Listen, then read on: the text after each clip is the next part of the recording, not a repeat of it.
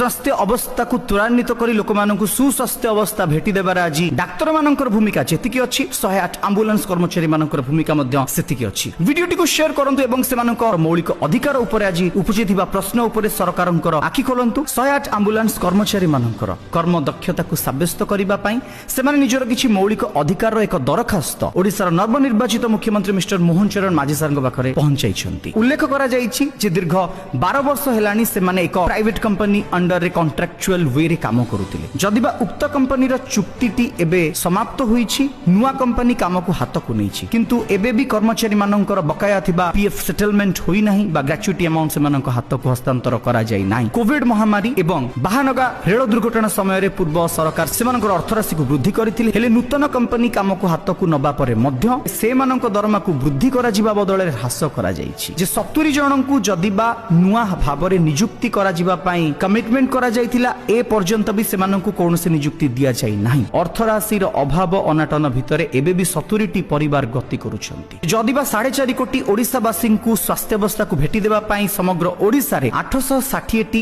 Ambulance को लोकमानंकर स्वास्थ्य अवस्था को त्वरान्वित करिबारे नियोजित करा जायतिला। सेथि मध्यरु एबे भी 60 टी गाड़ी अचल, केउ गाड़ी रास्ता कड़े तो आउ केउ गाड़ी हॉस्पिटल रो कॉरिडोर भितरे। हाले केबे ए नै दृष्टि देबे आम ओडिसा सरकार, ओडिसार स्वास्थ्य विभाग, ओडिसार नवनिर्वाचित माननीय मुख्यमंत्री मिस्टर मोहन चरण माझी सर एवं ओडिसार माननीय स्वास्थ्य मंत्री mister Mukesh Mahaling sir. Hospital रे डॉक्टर मानकर भागीदारीता को तो समस्ते बुझी पारुछे, किंतु राति दिन न सोही ओवर टाइम काम करी लोकमानंक पाखरे गाड़ी बा एम्बुलेंस को पहुंचाउथिबा एई एम्बुलेंस कर्मचारी मानकर दाबी को सरकार सुनिबे केबे? दया करी सरकार को वीडियो टैग करंतु। जय जगन्नाथ, वंदे उत्कल जननी।